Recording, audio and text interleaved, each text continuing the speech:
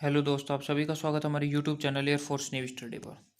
तो आप सभी को पता होगा कंटिन्यू नेवी एमआर की क्लास है वो कंटिन्यू चल रही है। आज 11वीं क्लास है और भारत में परिवहन है। लास्ट टॉपिक है भारत में परिवहन का।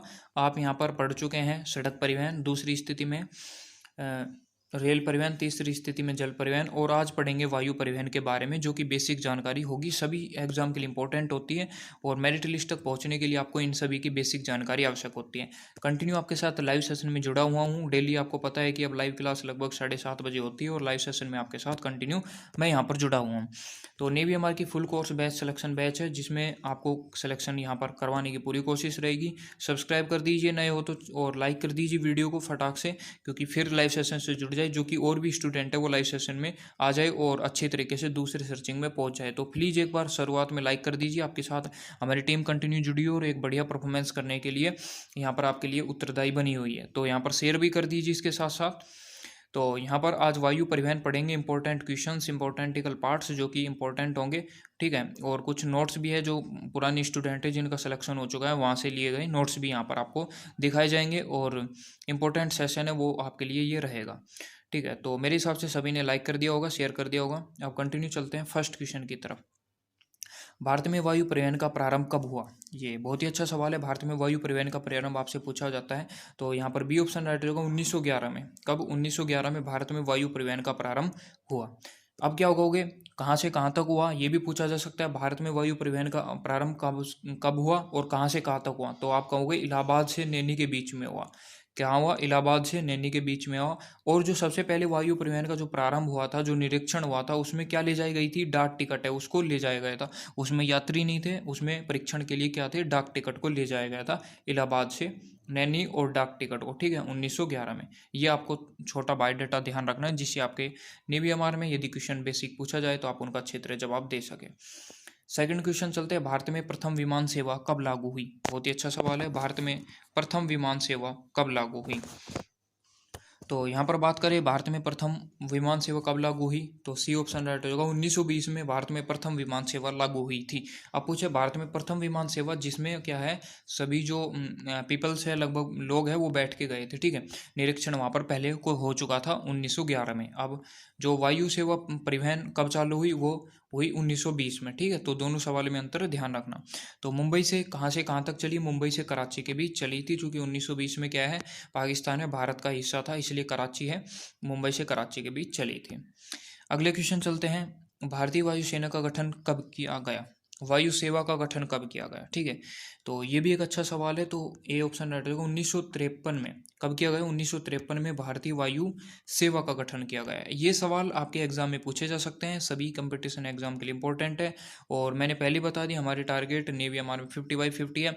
कल आपका एक बेस्ट टॉपिक आएगा जिसमें आपको नदी को पढ़ाया जाएगा, ठीक है।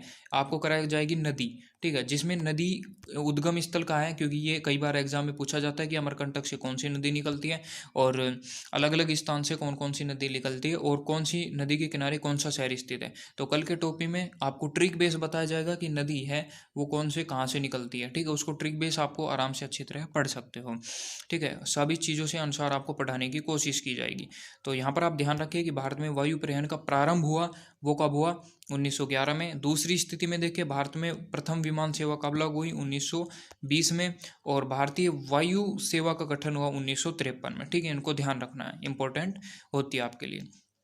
अगले क्वेश्चन चलते हैं, चौथा क्वेश्चन है, पवन हंस की स्थापना कब हुई? ये भी एक अच्छा सवाल है, पवन हंस की स्थापना कब हुई। और आज का लाइव सेशन थोड़ा जल्दी ही टाइम के अनुसार खत्म हो जाएगा, ठीक है, क्योंकि छोटा टॉपिक है। और आपको ध्यान है, भारत में पवन हंस की स्थापना C option D option right होगा 1985 में भारत में क्या हुआ? पवन हंस की स्थापना हुई थी, ठीक है। तो इसके साथ ही ये भी बता सकते हो कि पश्चिम बंगाल में जो सबसे पहले मेट्रो है वो कब चली थी, इसका भी आप कमेंट बॉक्स में जवाब दे सकते हो, जो कि मैंने कोलकाता में बताया था। और आज वो पांचवा क्वेश्चन है जिसको आपको कमेंट बॉक्स में जवाब देना है कि राजशाही अंतर्राष्ट्रीय हवाई अड्डा कहाँ है। क्योंकि हम वायु सेवा पढ़ रहे हैं, तो वायु सेवा में वायु परिवहन पढ़ रहे हैं, तो हमें पता होना चाहिए कि कौन सा इंटरनेशनल, तो पता ही होना चाहिए कि कौन सा कहाँ है। क्योंकि नेवी एमआर में कई बार पूछा जा सकता है कि मीनाकम जो अंतर्राष्ट्रीय हवाई अड्डा वो कहाँ पड़ता है, या फिर वीर सावरकर अंतर्राष्ट्रीय अड्डा का वहीं पड़ता है, आपको ये पता होना चाहिए। इसका आपको वीडियो जब ऑफलाइन हो जाए कमेंट बॉक्स में जवाब दे सकते हो। भारत के प्रमुख अंतर्राष्ट्रीय हवाई अड्डे यहाँ पर पढ़ेंगे, ठीक है। जो सिलेक्टेड स्टूडेंट है उनके यहाँ पर नोट है उनको भी लिया गया है और यहाँ पर उनको बताने की कोशिश करेंगे, ठीक है। भारत के प्रमुख अंतर्राष्ट्रीय हवाई अड्डे उनके बारे में हम यहाँ पर चर्चा करेंगे। तो आपको यहाँ पर लगभग 11 है इंपॉर्टेंट हमने छाटे हैं, उनको आप में से लगभग नेवी एमआर में एक पूछ लिया जाएगा, ठीक है। आप इसका तुरंत जवाब दे सकते हो। तो बेसिक नॉलेज के भी ये सभी क्वेश्चंस और चीज़ें आपको याद होना चाहिए। फर्स्ट चलते हैं, इंदिरा गांधी अंतर्राष्ट्रीय हवाई अड्डा, सभी को पता है इंदिरा गांधी अंतर्राष्ट्रीय हवाई अड्डा कहाँ है, नई दिल्ली में स्थित है। दूसरा चलते हैं, सरदार वल्लभ भाई पटेल अंतर्राष्ट्रीय हवाई अड्डा, ये अहमदाबाद में, कहाँ पर, अहमदाबाद। अहमदाबाद कहाँ पड़ता है आपको पता हो तो, गुजरात में पड़ता है। और अहमदाबाद कौन से पास में नदी के स्थित है, तो आपको पता होना चाहिए साबरमती नदी के पास में स्थित है। इस तरह आप जुड़ के सभी चीज़ों को क्लियर कर सकते हो। अगला तीसरा चलते हैं, लोकप्रिय गोपीनाथ बारदोलाई, ठीक है। ये अंतर्राष्ट्रीय हवाई अड्डा कहाँ है, गुवाहाटी में। क्योंकि कई बार बच्चे गलती करते हैं, नेवी एमआर में पूछ लिया जाता है कि लोकप्रिय गोपीनाथ बारदोलाई अंतर्राष्ट्रीय हवाई अड्डा कहाँ है। हमें ये तो पता है कि एक अंतर्राष्ट्रीय हवाई अड्डा गुवाहाटी में होता है, एक जयपुर में होता है, दिल्ली में होता है, लेकिन उनका नाम के हिसाब से पूछा जाता है नेवी एमआर में, ठीक है। तो वहाँ पर गुवाहाटी में और असम में, आपको ये PDF है वो अच्छी तरह याद होना चाहिए। अगले चलते हैं, नेताजी सुभाष चंद्र बोस जो कि दमदम अंतर्राष्ट्रीय हवाई अड्डा, वो कहाँ है, कोलकाता में, जो कि आपको पता है पश्चिम बंगाल में, और कोलकाता हुगली नदी के पास स्थित है, ठीक है। अगले क्वेश्चन चलते हैं, पांचवा, डॉक्टर भीमराव अंबेडकर अंतर्राष्ट्रीय हवाई अड्डा कहाँ है। तो ये भी अच्छा क्वेश्चन है। तो कि भीमराव अंबेडकर अंतर्राष्ट्रीय हवाई अड्डा नागपुर, जो कि कहाँ पड़ता है, महाराष्ट्र में स्थित है, ठीक है। आपको इनको क्लियर करना चाहिए और वीडियो के दोबारा से जब ऑफलाइन वीडियो हो जाए तब आपको इसको देख लेना, जिससे आपको पूरी जानकारी मिल जाए। और जिन्होंने तभी वीडियो को लाइक नहीं किया तो प्लीज़ एक वीडियो को लाइक कर दीजिए, क्योंकि यहाँ पर हमें बहुत मोटिवेशन मिलता है और आपके लिए कंटिन्यू अच्छा प्रोसेस करने की तैयारी रहती है। आगे देखते हैं, छत्रपति शिवाजी अंतर्राष्ट्रीय हवाई अड्डा, ये मुंबई में पड़ता है, जो कि मुंबई आपको पता है महाराष्ट्र में है, ठीक है। अगले क्वेश्चन चलते हैं, एक क्वेश्चन मैंने पहले भी पूछा था आपसे कि जो मुंबई है कौन से टापू पर स्थित है, ठीक है। उसको भी आपको कमेंट बॉक्स में जवाब दे सकते हो, जो कि मैंने पिछली वीडियो में आपसे पूछा था, ठीक है। तो ये भी आपके याद होना चाहिए जो मैं पढ़ा दिया, क्योंकि इंपॉर्टेंट होते हैं और आप यदि इनको याद करते हो तो आपका बेसिक नॉलेज अच्छी हो जाती है और आप अच्छा इंप्रूव कर पाते हो एग्जाम में।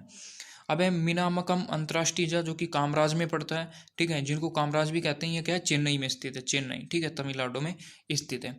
अगले क्वेश्चन चलते हैं, राजशासी गुरु रामदास जिसको कहते हैं, वो अमृतसर यानी कि पंजाब में पड़ता है, ठीक है। अमृतसर यानी कि पंजाब में पड़ता है। अमृतसर के बारे में भी इंपॉर्टेंट नॉलेज आपको होनी चाहिए, बहुत कई इंपॉर्टेंट नॉलेज है। अब वीर सावरकर अंतर्राष्ट्रीय हवाई अड्डा है, इसके बारे में चलते हैं। तो पोर्ट ब्लेयर पड़ता है, जो कि अंडमान निकोबार में पड़ता है। और मैंने आपको पिछली वीडियो में बताया था कि पोर्ट ब्लेयर जो पोर्ट ब्लेयर जो तट में जब मैंने पढ़ाया तो बताया था कि सबसे नया है वो कौन सा है, पोर्ट ब्लेयर। कब निर्माण हुआ, जून 2010 में निर्माण हुआ। आपको ध्यान होना चाहिए सारी चीज़ें, ठीक है, जिससे आपको बेस्ट अच्छा फील हो। यहाँ पर मैं पीछे का भी रिवाइज और इन चीज़ों को इसलिए लेकर आया हूँ जो को आप टच में रहे और अच्छा परफॉर्मेंस दिखाए। सांगानेर अंतर्राष्ट्रीय हवाई अड्डा कहाँ है, जयपुर में, ठीक है। जो भी चीज़ हो उसके बारे में आपको नॉलेज अच्छी होनी चाहिए। जयपुर आपको राजस्थान में पड़ेगा, ठीक है। थार का मरुस्थल मैंने वहाँ पढ़ाया था, राजस्थान में जयपुर आ गया, फिर जयपुर में हम राजस्थान में आ गए। राजस्थान में थार के आकलवुड फोसिस पार्क, जहाँ पर जीवाश्म का पता लगाया जाता है, ठीक है। तो ध्यान होना चाहिए सारी चीज़ें। अगले चलते हैं, जयप्रकाश नारायण अंतर्राष्ट्रीय हवाई अड्डा कहाँ पर पड़ता है, पटना में, बिहार में, ठीक है। बिहार, पटना में अंतर्राष्ट्रीय। और पटना किस नदी के किनारे स्थित है, पटना शहर, तो आपको पता होना चाहिए गंगा नदी के किनारे पटना शहर स्थित है, ठीक है। तो मेरे हिसाब से आपको अच्छी नॉलेज यहाँ पर दी गई है, इनको भी याद कर लेना, क्योंकि नेवी एमआर में एग्जाम में इंपॉर्टेंट होती है। और हमारी टीम द्वारा एक वीडियो है वो प्रोवाइडेड की जाएगी, कई वीडियो, जिसमें आपको एक क्वेश्चन से लेकर, एक क्वेश्चन से ही कितने ज़्यादा अनेकों क्वेश्चन बन सकते हैं, वो भी जैसे मैंने आज अब बताया वो सब पूछे जाएंगे वहाँ पर। और ऐसी वीडियो लेकर आएंगे जिसके नेवी एमआर में आपके एक भी क्वेश्चन गलती नहीं हो। पूरा मतलब टीम कंटिन्यू लगी हुई है, बस आपके सपोर्ट की जरूरत है। वीडियो में कंटिन्यू बने रहेगा। मिलते हैं नेक्स्ट वीडियो में, तब तक के लिए जय हिंद, जय भारत।